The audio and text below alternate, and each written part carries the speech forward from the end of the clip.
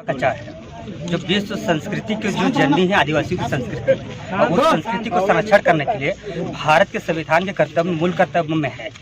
अब यदि इस संस्कृति को जिसके तहत हम यदि करार करके इस भारत देश में सम्मिलित हुए हैं सन 1947 में कि अनुसूचित क्षेत्र को ट्राइबल एरिया को किस तरह का शासन और प्रशासन और नियंत्रण यदि करेंगे अनुच्छेद 260 के तहत, लेकिन यहाँ कार्यपालिका का जो अभी जो चल रहा है, जिस रवैया चल रहा है वो संविधान की मूल भावना के अनुरूप नहीं है।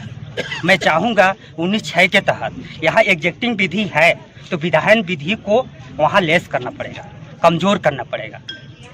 अब यहाँ जो व्यापार की जो बात कही जा रही है अनुच्छेद 301 से 304 के बीच में, अब जो ट्रस्ट की बात कर रहे हैं वो टोटल असंवैधानिक है, क्योंकि अनुच्छेद 266 पैरा 10 के तहत विद्यमान विधि जहां अधिरोपित होती है वहां कार्यपालिका का विस्तारीकरण यानी कि अनुच्छेद 52(2) का सीधा यहाँ है।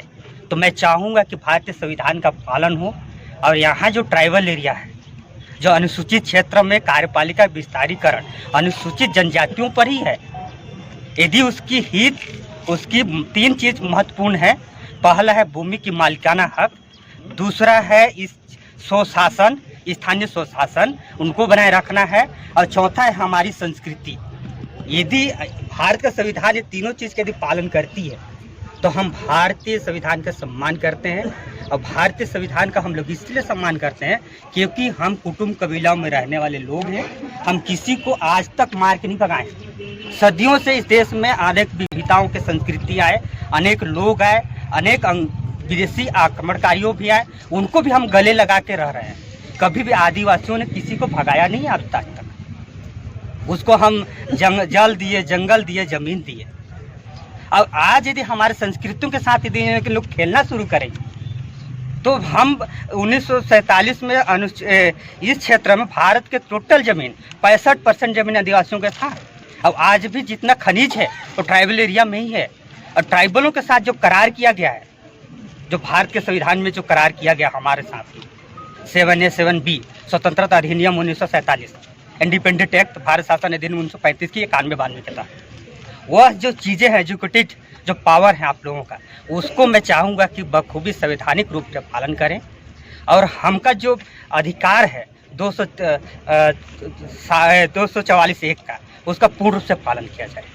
मैं चाहूँगा कि भारतीय संविधान का मूल भावना है 19(5)(6), जहाँ विद्यमान विधि अधिरोपित होती है वहाँ विधायन विधि अधिरोपित नहीं होती है। आप लोग कृपा करके इस बात को गौर करिएगा। और हमारे 3 मालिकित्व हक है, संस्कृति, जमीन की मालिकित्व और स्वशासन, इसको आप लोग बरकरार रखिए। और जहाँ जहाँ हमारी संस्कृति पर जहाँ होगा, जहाँ रूढ़िजन्य विधि का उल्लंघन होगा, वहाँ आपके कार्यपालिका आपको आदेश नहीं करती है। तो मैं चाहूँगा कि आप लोग कार्यपालिका का सुचारू रूप से लोक कल्याणकारी हित में आप यहाँ कार्य करिए और आप भी खुश रहें, हम भी खुश रहें। जियो और जीने दो, जनादेश नहीं।